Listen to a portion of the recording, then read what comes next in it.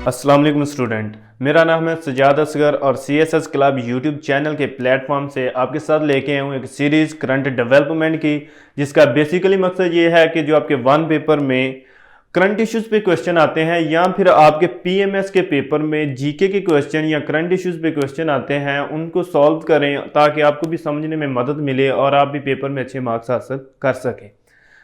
तो सबसे पहले मैं आपके साथ एक बात शेयर करना चाहता हूँ। मुझे बहुत खुशी हो रही है ये बताते हुए कि हमने जो चंद पिछली वीडियो की हैं 2 या 3, उसमें से चंद लोगों ने मेरे साथ रब्ता किया और मुझे बताया है कि जो उनके अभी पेपर हुए हैं ना रिसेंटली, उसमें उस पेपर में हमारी जो पिछली 3 वीडियो हैं उसमें से क्वेश्चन लगे हैं। 8 से 10 क्वेश्चन उन वीडियो में से रिपीट हुए हैं।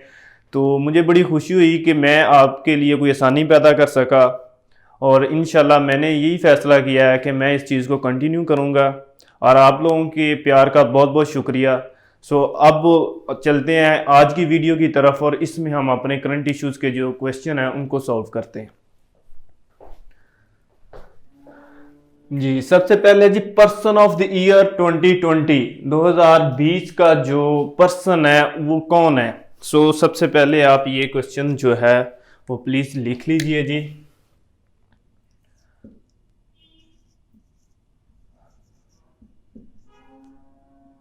जो बाइडन एंड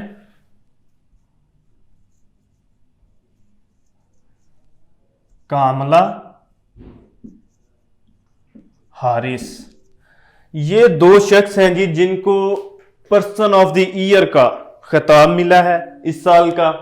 तो चूंकि ये क्वेश्चन हमें आया है तो हम इसके मतलब चंद एक चीज़ें हैं जो इससे रेलिवेंट है उसको डिस्कस करेंगे ताकि वो भी अगर पेपर में आ जाएं तो आप उनको भी सॉल्व कर लें। 1-2 सवाल GK के भी करेंगे इसके साथ। सो सबसे पहले मैंने जो पॉइंट लिखा हुआ है जी पार्टी नेम, इनकी पार्टी का नाम क्या है जी।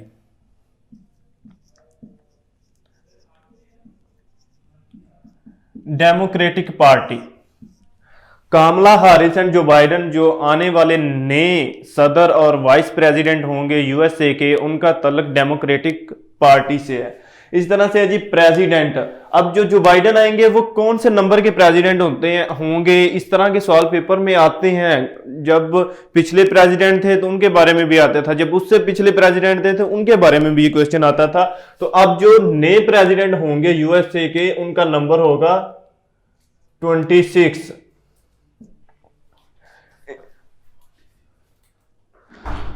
सॉरी ये है 46, 46वां नंबर होगा उनका जो अब नए प्रेसिडेंट आएंगे। और साथ ही ये है कि जी वाइस प्रेसिडेंट जो बाइडन जो है वो पहले वाइस प्रेसिडेंट भी रह चुके हैं USA के। ये आपसे पेपर में सवाल पूछा जा सकता है कि इससे पहले जो बाइडन क्या करते थे। तो ओबामा के कैबिनेट में जो वाइस प्रेसिडेंट थे वो जो बाइडन थे। किनके कैबिनेट में थे ये? ओबामा के कैबिनेट में। और इस वक्त जो नई वाइस प्रेसिडेंट आएंगी उनका नाम क्या होगा? तो जो नई प्रेसिडेंट वाइस प्रेसिडेंट आएंगी वो लेडी हैं और लेडीज का नाम है जी कामला हारिस, जो नई वाइस प्रेसिडेंट होंगी। अच्छा, अब यही वो 2 बंदे हैं कामला हारिस और जो बाइडन, जिनको पर्सन ऑफ द ईयर 2020 का खिताब मिला है जी।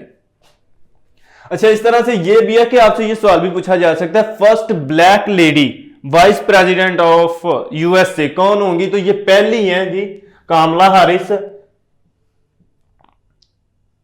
और वैसे भी USA की तहरीक में जो पिछली हिस्ट्री गुजर चुकी उसमें ये पहली खतून है जो जिसको ये एजाज हासिल हुआ है कि वो वाइस प्रेसिडेंट बनी है USA की। अब देखें कि एक सवाल में से हमने कितने सवाल बना लिए और ये सारे सवाल आपके PPSC के, FPSC के या और किसी भी वन पेपर में रिपीटेड क्वेश्चन होते हैं। आप 3-4 पेपर के बाद ये इनमें से कोई ना कोई सवाल रिपीट हो रहा होता है। अगर आप इसको इस तरह से याद करेंगे तो ये भूलने वाली चीज नहीं होगी। सो नेक्स्ट पॉइंट हमारे पास जो है वो है जी इंटरनेशनल माउंटेन डे, जो अभी अभी गुजरा है दिसंबर के महीने में, इसलिए इसके सवाल जो है पेपर में आने के चांसेस बहुत ज्यादा हैं। तो फर्स्ट ऑफ ऑल तो आप ये लिख लें जी 11 दिसंबर। 11 दिसंबर माउंटेन डे है और इसी से रेलिवेंट अभी हाइट ऑफ एवरेस्ट पूछी गई है ना, तो इसके रेलिवेंट ये है जी 8848। ये हाइट 2020 से पहले मानी जाती थी माउंट एवरेस्ट की। अब से पहले जो हाइट थी वो 8848 थी, लेकिन अब इसकी हाइट चेंज हो गई है। चाइना एंड नेपाल ने ये ऑफिशियली तौर पे अनाउंस कर दिया है 2 साल की डिबेट के बाद कि जो माउंट एवरेस्ट है इसकी हाइट बढ़ गई है। लेकिन बड़ी कितनी है? बहुत ही मामूली सी है। अच्छा, पहले तो यह है कि आपसे कंट्री पूछा जा सकता है, वो चाइना एंड नेपाल है जी। और साथ में इन दोनों ने इसकी हाइट इंक्रीज करने का जो ऐलान किया है। लेकिन इसकी हाइट इंक्रीज कितनी हुई है? 2 पॉइंट समथिंग कुछ है जो फीट में है, लेकिन अगर इसके मीटर में देखेंगे तो इसमें सिर्फ इजाफा हुआ है 86 का। 8848.86 का इजाफा हुआ है। सो इस लिहाज से अब इसको आप अगर पेपर में सवाल इस तरह से लिखा हुआ आता है तो फिर तो आप ये लगाएंगे, लेकिन अगर ये नहीं आता तो ये लिखा हुआ होगा, वो क्या लफ्ज लिखा हुआ होगा? 49, 8 की बजाय 9 लिखा होगा। उसकी वजह यह है कि मैथ में एक बात होती है जी, अगर आपके पॉइंट 50 से अबव है तो आप जो नेक्स्ट पॉइंट आ रहा होगा उसको लिखेंगे, और अगर 50 से कम है तो फिर वो आप पिछला ही पॉइंट लिखेंगे जो लिखा हुआ है। इस फॉर एग्जांपल अगर ये जो पॉइंट 49 होता तो फिर ये 8 ही रहता, 9 ना जाता। अगर ये 51 भी हो जाता ना तो तब भी ये 9 लिखा जाना था, ये 1 मीटर बढ़ जाना था। तो ये तो बड़ी थी 86.86 बड़ी थी, तो इसलिए ये अब आपके पीपीएससी के सवाल में ये पेपर आईपीएससी में जरूर आएगा कि अब माउंट एवरेस्ट की जो हाइट वो कितनी है, तो 8849। आई होप सो कि आपको ये चीज समझ आ गई होगी और अब आपका ये पेपर में ये सवाल गलत नहीं होना चाहिए इंशाल्लाह। सो इसी तरह से हमारे पास 2 क्वेश्चन जीके के हैं जी। फर्स्ट पाकिस्तानी जिसने माउंट एवरेस्ट को सर्व किया था, उसको क्रॉस किया था या उसकी चोटी पे गए थे, तो वो उसका नाम क्या है जी? उसका नाम लिख लीजिए जी आप, नजीर साबिर। और ये कब गए थे?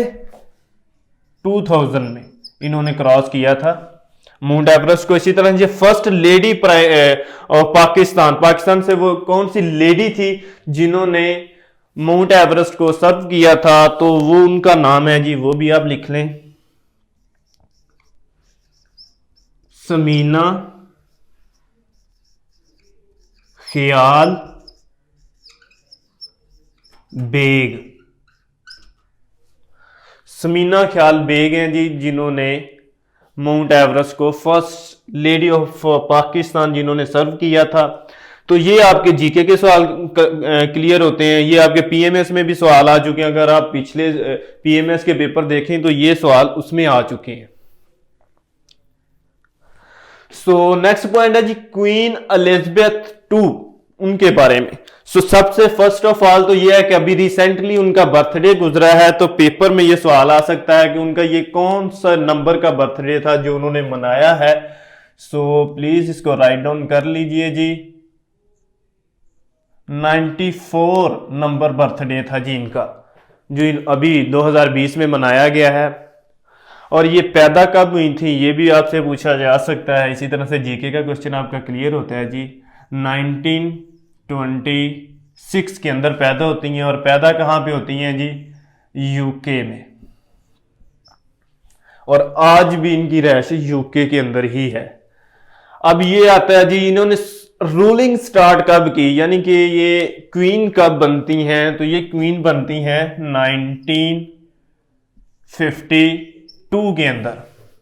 और अब तक ये पेपर में अगर ये सवाल आ जाए कि सबसे ज्यादा लंबा रूलिंग जिंदा हुक्मरान कौन सा है, जो अभी भी मतलब कंटिन्यू है, अभी तक उसकी वफात नहीं हुई और उसका अब वर्ल्ड में सबसे ज्यादा टेन्योर है, तो वो क्वीन एलिजाबेथ 2 है। इनका टेन्योर है सबसे ज्यादा इस वक्त, और वो अभी भी कंटिन्यू है। इसी तरह से हेड ऑफ द स्टेट, ये अच्छा, इसमें दो तरह की चीजें हैं जी। एक तो हेड ऑफ द स्टेट इस तरह से है कि क्वीन एलिजाबेथ को, वैसे तो अगर आप गूगल से सर्च करें तो 16 कंट्री या स्टेट आती हैं जिनकी ये हेड है, सही है। लेकिन 4 कंट्री सबसे बड़े हैं, 4 कंट्री हैं जो सबसे बड़े हैं जिनकी ये हेड है। उनमें से एक कनाडा है, दूसरा उसमें यूके है, यूनाइटेड किंगडम है, तीसरा उसमें ऑस्ट्रेलिया है, चौथा उसमें न्यूजीलैंड है। तो ये 4 वो कंट्री हैं। असल में ये 4 कंट्री ज्यादा ही पूछे जाते हैं कि न्यूजीलैंड की हेड कौन है या कनाडा की हेड कौन है। तो इस तरह से क्वीन एलिजाबेथ 2 का अगर आपके पास ऑप्शन हो तो आप इसको टिक करेंगे। और 16 ये इसलिए लिखे जाते हैं कि कुछ आइलैंड हैं, कुछ जिनके ऊपर छोटे मोटे स्टेट है जिनके ऊपर इसकी हुकूमत को माना जाता है, लेकिन 4 सबसे जो बड़े कंट्री हैं उनके ऊपर इनकी हेड है ये। तो इस तरह से आपके जीके के सवाल भी कवर हो गया जी, और साथ साथ आपका ये करंट अफेयर का इशू भी सॉल्व होता है। सो नेक्स्ट है जी, changing recently in ministry. Pakistan की मिनिस्ट्री में रिसेंटली अभी चेंजिंग हुई है 4, वो कौन कौन सी हैं, पहले वो क्या थे, अब वो क्या है, वो आपके साथ एक्सप्लेन करता हूं जी। इंटीरियर मिनिस्टर यानी कि वजीर दाखिला, इस वक्त वजीर दाखिला कौन है, प्लीज राइट डाउन इसको कर लीजिए जी। शेख अहमद या रशीद अहमद, आप लिख लें रशीद अहमद।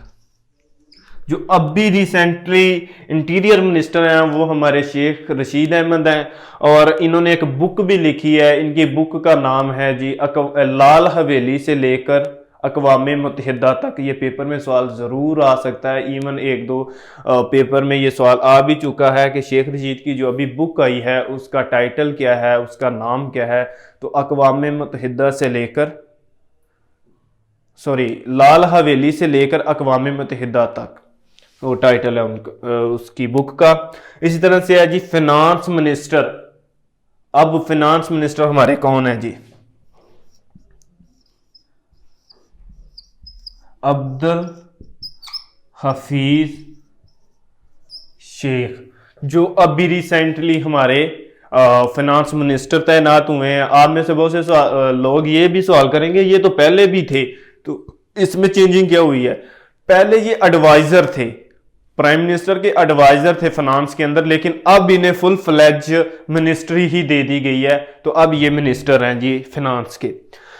रेलवे मिनिस्टर कौन है, जैसे कि आपको पता है शेख अहमद रशीद अहमद साहब जो है वो पहले वजीर रेलवे थे, उन्होंने ये छोड़ा तो उनकी जगह पे अब आए हैं जी आजम सवाती।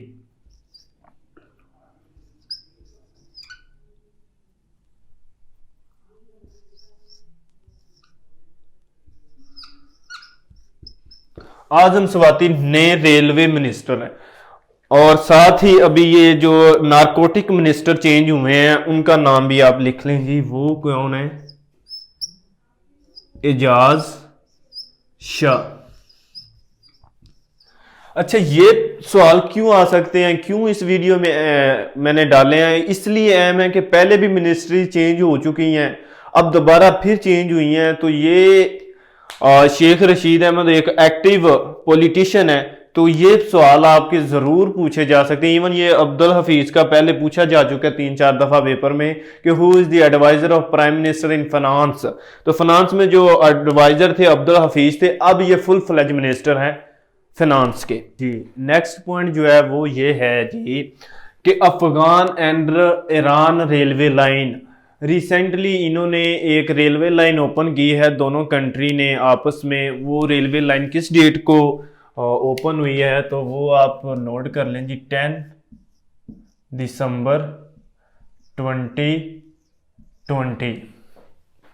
अच्छा, इससे पहले ना पीपीएससी में सवाल आता था कि किस कंट्री के अंदर रेलवे लाइन मौजूद ही नहीं है, तो उसका आंसर होता था अफगानिस्तान। लेकिन अब आपने अफगानिस्तान पे टिक नहीं करना। लेकिन अगर फिर भी पीपीएससी में ये सवाल आ जाए कि किस कंट्री में रेलवे लाइन नहीं है, तो फिर आपका जवाब होगा अंडोरा। अंडोरा को जिक्र किया है, तो इसके साथ एक और सवाल भी हमारा रेलिवेंट है, जो IMF को ज्वाइन किया है इस कंट्री ने रिसेंटली, तो वो भी आपका कंट्री जो है वो अंडोरा है। अंडोरा ने IMF को ज्वाइन किया है 2020 में, और ये 2020 के पेपर में 2 से 3 दफ़ा पेपर के अंदर ये सवाल रिपीट हो भी चुका है। इसी तरह से, और ये इसका नंबर कौन सा, इसने कौन से नंबर पे ज्वाइन किया है, तो 190 नंबर है इसका, IMF का हिस्सा बना है जब। तो इसी तरह से फर्स्ट रेलवे जो सब कॉन्टिनेंट के अंदर स्टार्ट हुई है वो किस ईयर में स्टार्ट हुई है, तो 1861 के अंदर। ये जीके का क्वेश्चन है, पहले बड़ी दफा रिपीट हो चुका है। तो 1861 के अंदर रेलवे लाइन स्टार्ट होती है सब कॉन्टिनेंट में, और उस रेलवे लाइन की लेंथ कितनी थी, तो 169 किलोमीटर लेंथ थी उसकी। और ये कराची से कोटरी के दरमियान ये रेलवे लाइन बछाई गई थी, ये चलाई गई थी। तो ये आपका जीके का क्वेश्चन क्लियर होता है। नेक्स्ट हमारे पास पॉइंट है जी NDMA क्या चीज है जी। सबसे पहले तो इसका एब्रीविएशन आप याद कर लें जी, नेशनल डिजास्टर मैनेजमेंट अथॉरिटी। तो ये इसका एब्रीविएशन है, और इसका अभी चेयरमैन चेंज हुआ है। उस चेयरमैन का नाम क्या है, आपसे पेपर में पूछा जा सकता है कि इसका जो चेयरमैन चेंज हुआ है उसका नाम क्या है। तो उसका नाम है lieutenant general Akhtar Nawaz. Lieutenant general Akhtar Nawaz.